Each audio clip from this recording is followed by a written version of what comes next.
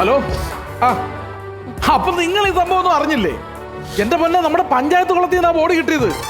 ചാക്കിനകത്ത് വാരി കെട്ടിക്കൊണ്ട് പോകായിരുന്നു. ഒരു 2 ആഴ്ച വഴക്കമായില്ലേ, അതുകൊണ്ട് ആകപ്പാടെ അങ്ങ് അഴുകിപ്പോയെന്ന്. ആ ആ അത് തന്നെ. അത് ഈ സുരേഷാന്ന് എങ്ങനെയാ മനസ്സിലായെന്ന് വെച്ചാൽ അവന്റെ ഷർട്ട് ഉണ്ടായിരുന്നു. ഇന്ന് തന്നെ വൈകുന്നേരം തന്നെ. ഓക്കെ ഞാൻ എന്തെങ്കിലും ഉണ്ട്, ഞാൻ അങ്ങോട്ട് അറിയിച്ചോളാം. നിങ്ങൾ ഇങ്ങനെ വന്നാൽ മതി. ഓക്കെ ശരി.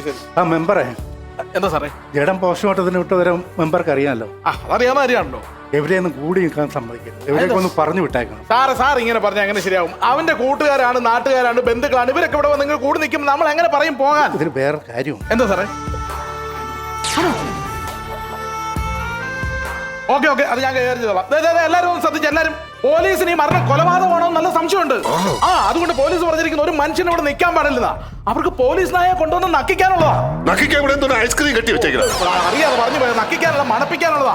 എന്റെ പൊന്നെ അമ്മാവ, നിങ്ങളുടെയൊക്കെ വീട്ടിൽ വരെ ചിലപ്പോൾ പോലീസ് നായ വരും. അതുകൊണ്ട് ഇവിടെ ആരും നിൽക്കരുത്. എല്ലാവരും പെട്ടെന്ന് പോകും. സുരേഷിന് വീട്ടിലോട്ട് പോയി. ഇവിടെ നിൽക്കാതെ എല്ലാവരും പോയി.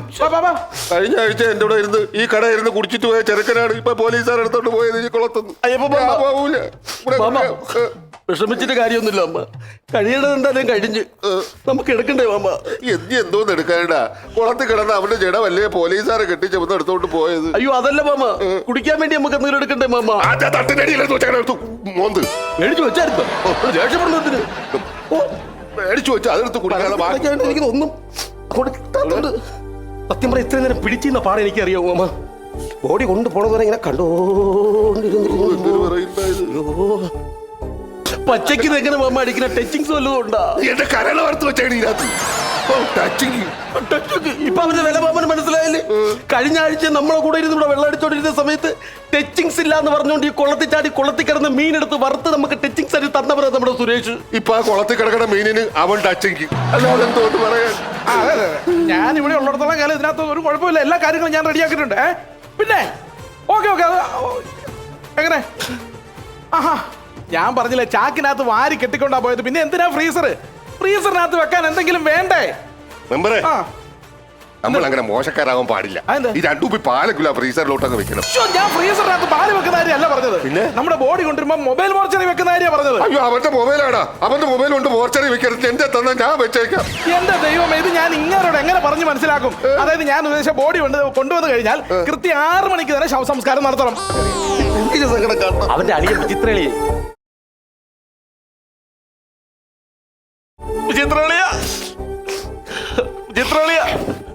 കരയിലെളിയ അളിയുടെ കിടക്ക് നമുക്ക് കൊണ്ട് സക്കണം, അളിയനും കൊണ്ട് സക്കണം. ചിത്രളിയ സങ്കടം ഇങ്ങനെ കടിച്ചമർത്താതെ കളിയാ. സങ്കടം കമർച്ചടി അല്ല അളിയാ. പിന്നെ ഒരു പുതിങ്കാര വയറ്റി കിടന്ന് പൊട്ടിയിട്ട് വല്ലാത്ത ഗ്യാസ്. ഞാനെന്തിനാ കരയുന്നേ? അളിയ കരയല്ലേ? ഞാൻ എന്തിനാ കരയണം? എന്ത് ഓരോരുത്തരും ദൈവം വിധിച്ചു വിട്ടിരിക്കുന്നതാണ് ലോകത്തേക്ക്. അവന്റെ സമയം അത്രേ ഉള്ളൂ. അളിയന്റെ ഉള്ളിൽ നല്ല വിഷമമുണ്ട്, കാണുമ്പോൾ അറിയാം. സങ്കടം മനസ്സിൽ കിടന്ന് തികട്ട് കളിയാ. പറഞ്ഞ അളിയ വിഷമിക്കല്ല അളിയ. എന്തായാലും അവൻ പോയി, നമ്മൾ ദുഃഖിച്ചിട്ട് കാര്യമില്ല. എന്താ പറഞ്ഞു? വീട്ടിലെ കാര്യങ്ങളെല്ലാം കറക്റ്റ് ആണോ? അതൊക്കെ ഞാൻ ഇവിടെ ഉണ്ടല്ലോ. പന്തലിലെ കാര്യം ഏൽപ്പിച്ചായിരുന്നു. അതൊക്കെ ഏൽപ്പിച്ചിട്ടുണ്ട്. പടുതാൻ കാര്യങ്ങളൊക്കെ കെട്ടിട്ടുണ്ട്. എന്റെ പൊന്നളിയ, അതൊക്കെ ഞാൻ ഏൽപ്പിച്ചിട്ടുണ്ട്. വാഗമണിലെ ചിറ്റയൊക്കെ വന്നായിരുന്നു. എനിക്ക് അളി വന്നത് വീട്ടിൽ ചെന്നാൽ അറിയാൻ പറ്റുള്ളൂ. ഞാൻ വീട്ടിലോട്ട് പോയില്ല. ഒരു കാര്യം, ഒരു സാധനം വെക്കാൻ വേണ്ടി മറന്നുപോയി. എന്ത് സാധനം? എന്റെ അളിയന്റെ ആഗ്രഹമായിരുന്നു അവന്റെ ഫ്ലെക്സ് വെക്കണമെന്ന്. ഞാൻ വെക്കില്ല, മറന്നു. പിന്നെ അവന്റെ അളി SSLC ജയിച്ചിരിക്കല്ലേ ഫ്ലെക്സ് വെക്കാനായിട്ട്. അവൻ മരിച്ചു പോയില്ലേ? അവന്റെ പടം വെച്ച ഫ്ലെക്സ് എന്തായാലും ഉണ്ടല്ലേ? എന്റെ അളിയന്റെ ആഗ്രഹം വരുന്നത്. അളിയനെങ്കിലും ഇക്കാര്യത്തിൽ ഒരു ഉത്തരവാദിത്വം ഉണ്ടായില്ല. അത് നന്നായി. എന്റെ അളിയൻ എന്നെ വിട്ടു പോയി. എന്റെ അളിയന്റെ ഫ്ലെക്സ് ഇത് കണ്ടിട്ട് വേണം എല്ലാവരും എന്റെ അളിയന്റെ മുഖം ഇതിലെ കണ്ടിട്ട് വേണം പറയാൻ. പിടിച്ചറിയാ ഇവിടെ വെക്കണോ? എന്റെ അളിയന്റെ ഫ്ലെക്സ് ഇവിടെ ഇരിക്കണം. അളിയാ, എന്റെ അളിയൻ എന്നെ വിട്ട് പോയി. അതുപോലെ സങ്കടമുണ്ട് അളിയ എനിക്ക്. ചിത്രളിയോ? അളിയന്റെ അളിയനല്ലേ മരിച്ചത്? അതെ. അപ്പൊ സ്വന്തം അളിയന്റെ അടുത്ത് ഒരു ക്രൂരത കാണിക്കരുത്. എന്താ ഇത് വിക്രം സിനിമയിൽ കമലഹാസന്റെ ഫോട്ടോ അല്ലേ അളിയത്? എന്റെ അളിയ, അത് വിക്രം സിനിമയ്ക്കകത്ത കമലഹാസന്റെ പോസ്റ്റർ അല്ലത്. ഇവൻ മരിച്ചെന്ന് അറിഞ്ഞപ്പോഴത്തേക്ക് ഇവന്റെ ഫ്ലെക്സ് വെക്കണമല്ലോ. അത് വെക്കണം. ഒരു ഫോട്ടോ തപ്പി ചെന്നപ്പോഴത്തേക്ക് ഫോട്ടോ ഇല്ല. പിന്നെ SSLC ബുക്കിനകത്ത് ഒരു ഫോട്ടോ കിട്ടി. അതിന്റെ പകുതി എലി കടിച്ചോണ്ട് പോയി. പിന്നെ ഞാൻ തപ്പി പിടിച്ചു വന്നു കഴിഞ്ഞപ്പോഴത്തേക്ക് വേറെ ID കാർഡിന്റെ ഒരു ഫോട്ടോ കിട്ടി. അതിന്റെ ഒരു നല്ല ഭാവം കൂടെ എടുത്ത് 2 കൂടെ ഒപ്പിച്ച് വെച്ച ഫോട്ടോയാ കാണുന്നത്. എന്റെ അളിയന്റെ വിക്രത്തിന്റെ ഫോട്ടോ അല്ലത്. ആണോ? കൊള്ളാം. അളിയന്റെ ബുദ്ധി എല്ലാവരും കൊള്ളാം. സൈഡിൽ നോക്കുമ്പോൾ അവന്റെ SSLCക്ക് പഠിച്ച കൂട്ടുകാർക്ക് അവനാന്ന് മനസ്സിലാവും. നാട്ടുകാർ നോക്കുമ്പോൾ നാട്ടുകാർക്ക് അവനാന്ന് മനസ്സിലാവും. ഇവിടെ സഹിക്കാൻ പറ്റുന്നില്ല അളിയ എനിക്ക്. ഇന്ന് വേണ്ട എന്റെ അളിയൻ കിടക്കുന്ന കണ്ടോ? അളിയ സങ്കടം നമുക്കുണ്ട്. അളിയ 60 വരുന്നടി സങ്കടം ഞാൻ അടിക്കില്ല അളിയ. കഴിയില്ല. ഞാൻ കഴിക്കില്ലാത്തോണ്ട് അളിയ. അങ്ങനെ പറയല്ല അളിയ. ഞങ്ങൾക്ക് വിഷമമുണ്ട്. ഞങ്ങളുടെ ഏറ്റവും ആത്മാർത്ഥ സുഹൃത്താണ് മരിച്ചത്. പക്ഷെ ഞങ്ങൾ സങ്കടം മാറാൻ വേണ്ടി ഒരു ചെറുതൊക്കെ കഴിച്ചിട്ടാണ് നിൽക്കുന്നത്. അളിയൻ ഒരെണ്ണം കഴിച്ച കുഴപ്പമൊന്നുമില്ല. ഞാൻ കഴിക്കില്ല. ഞാൻ കഴിക്കില്ല. അളിയന് മരിച്ചുപോയ സുരേഷ് തരണതാണെന്ന് വിചാരിച്ച് ഒഴിച്ച് കഴിയില്ല. എന്നെ അളിയൻ തരുന്ന ഓർത്ത് മാത്രം ഒരെണ്ണം ഞാൻ കഴിക്കുക. അങ്ങനെ കഴിച്ചു അളിയൻ.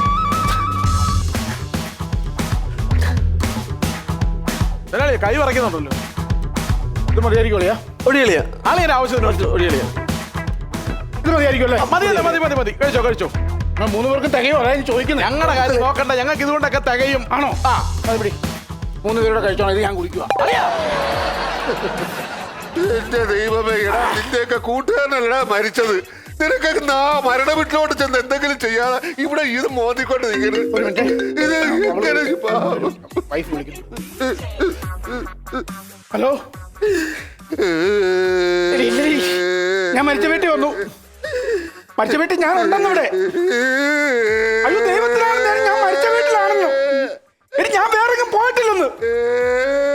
ഞാൻ പറഞ്ഞു വിശ്വസിക്കാൻ പറഞ്ഞില്ലേ? എവിടെയാണോ പൊന്നക്കാവൊന്ന് നിർത്താവോ? തന്റെ കരുതിലാണ് എന്റെ പെണ്ണുമ്പോൾ പറയും ഞാൻ മരിച്ച വീട്ടിലല്ല, ഞാൻ എങ്ങാണ്ട് മറ്റേ ഉത്സവ പറമ്പ് മരണക്കാരനെ ചോട്ടിരിക്കുമെന്ന്. എന്നുള്ള കരുത്തിൽ പറഞ്ഞു.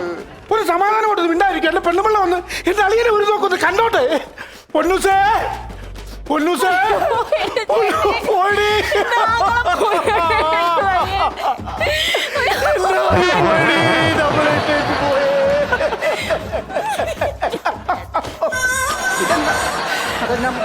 പണിയടി കാണിച്ചത്. ഒരു മനുഷ്യൻ മരിച്ചു കിടക്കാൻ നേരത്തെ ഇതല്ല അവിടെ വലിച്ചു വരേണ്ട വല്ല കാര്യം ഉണ്ടായിരുന്നു. ഇതിനകത്താണോ നിന്റെ ആങ്ങളെ മരിച്ചു കിടക്കുന്നത്? അതിനകത്ത് കിടക്കുന്നത് നിന്റെ ആങ്ങളെ.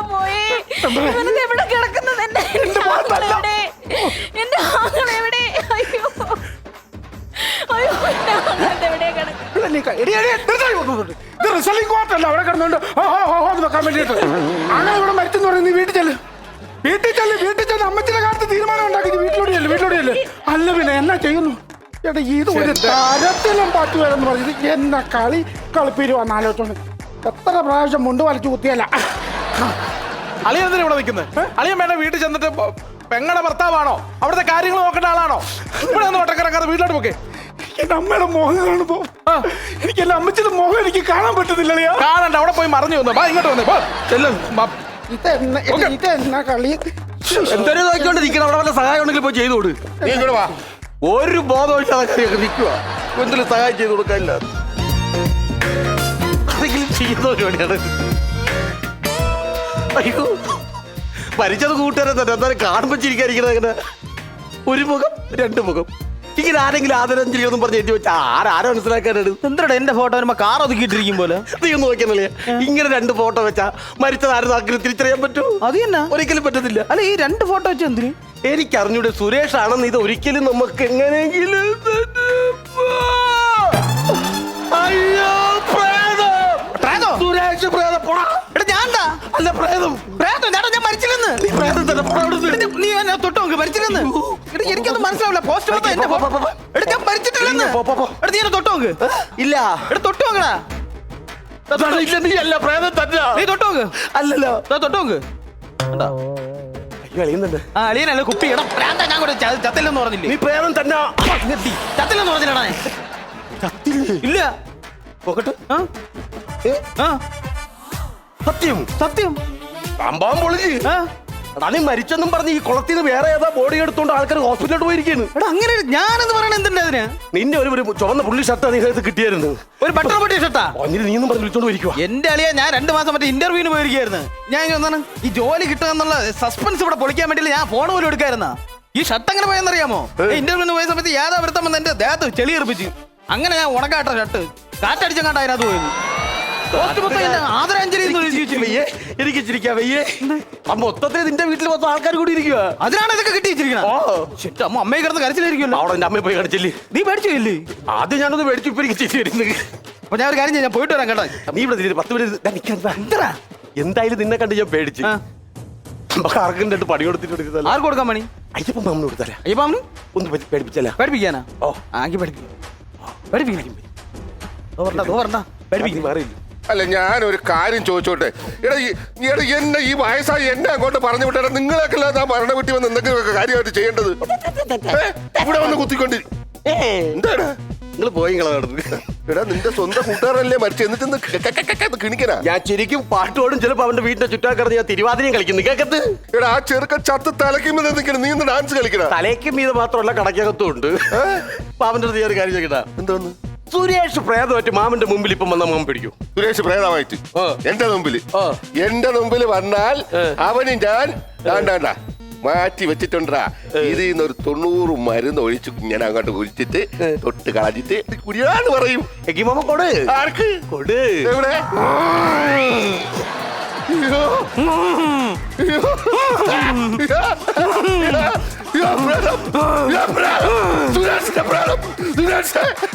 എന്നൊന്നും ചെയ്യല്ലേ, എന്നൊന്നും പോകണോ, എന്നൊന്നും ചെയ്യല്ലേ. എടാ നിനക്ക് വന്ന 3 കല്യാണാലോ ഈ കടയിൽ നിന്ന് ഞാനാണ് മുടക്കിയത്. എന്റെ മാപ്പ് തരണം, എന്നൊന്നും ചെയ്യല്ലടാ. നീ മരിച്ചെന്ന് പറഞ്ഞപ്പോ നിന്റെ അമ്മേനെ പോയി 10,000 രൂപ കടം പറഞ്ഞു ഞാൻ കഥാരാവുണ്ടെന്ന് പറഞ്ഞു മേടിച്ചു. അത് ഞാൻ എന്നെ കൊണ്ട് കൊടുത്തേക്ക്. എന്നെ നല്ല രീതിയിൽ വലിപ്പിച്ചുവല്ലേ? നിഗ്രഹം ആരംഭിക്കാം.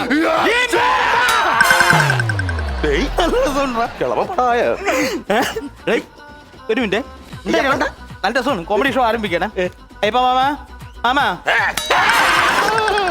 തപ്പോക്കുള്ള കേട്ടോ. ഒന്നും കൂടെ. അയ്യപ്പ മാമ, മാമ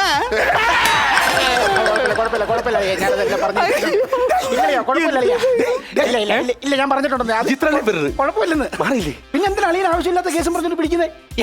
എല്ലാ കേസും ഞാൻ എന്റെ അളിയൻ എന്റെ ചങ്ക് പോലെ നിൽക്കാൻ നേരത്തെ അളിയൻ എന്തിനാ പേടിക്കുന്നത്? ഞാനില്ലേ പേടിക്കരുത്, സങ്കടപ്പെടണ്ട, ഞാനില്ലേ അളിയനാ. അളിയത് ആരുടെ തളി സംസാരിക്കണ?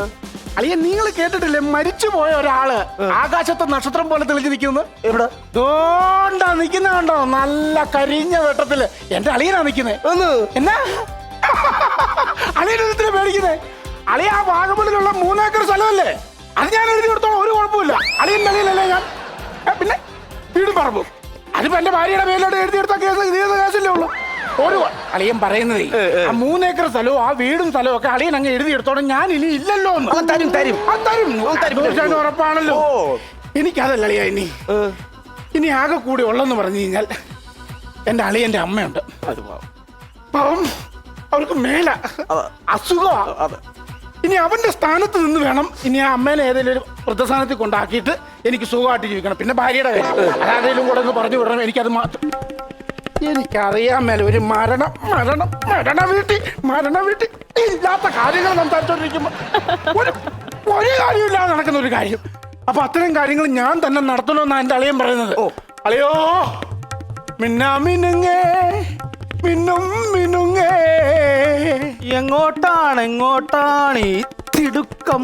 ആട്ടി നീ തനിച്ചല്ലേ, പേടിയാവില്ലേ? ഇതിന് ഞാനും വന്നോട്ടെ. മിന്നാമിനുങ്ങേ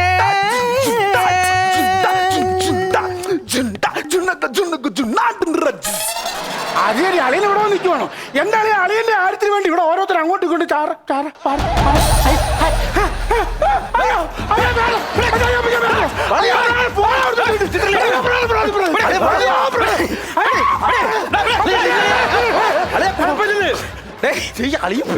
ഇത് കോമഡി ഷോ.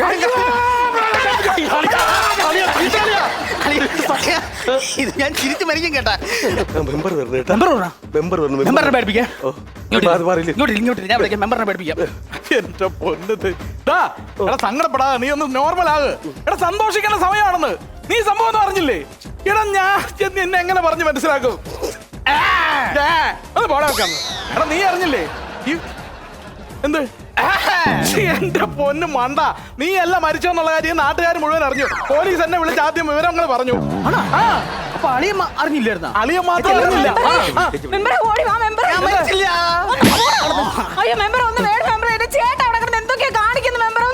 എന്ത് കാണിക്കുന്നത്? അളിയ തീരദേശം വാഴും മാളാരെ മാറി നിൽക്കിൻ പഴശ്ശിരാജ തമ്പുരാൻ ഇതാ എഴുന്നള്ളുന്നേ.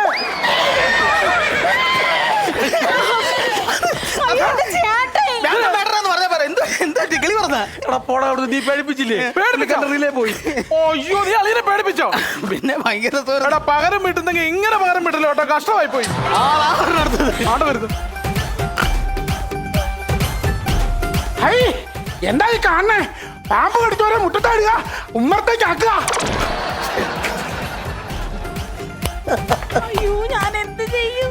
നീ ഇപ്പൊ അളിയനെ നമ്മൾ എന്നാ ചെയ്യും? നിന്റെ അളിയനല്ലേ പോയത്? നീ കാരണമല്ലേ, നീ എന്നാ ചെയ്യും? ഇനിയിപ്പോ എന്തായാലും എനിക്ക് ചിരിക്കണമെന്ന് തോന്നുമ്പോ അങ്ങനെ ഒരു സംഭവം ഉണ്ടല്ലോ. അപ്പൊ ഈ കഥ ഇവിടെ കൊണ്ട് അവസാനിക്കുന്നില്ല. ഒരു മിനിറ്റ്. അയ്യപ്പ മാമ,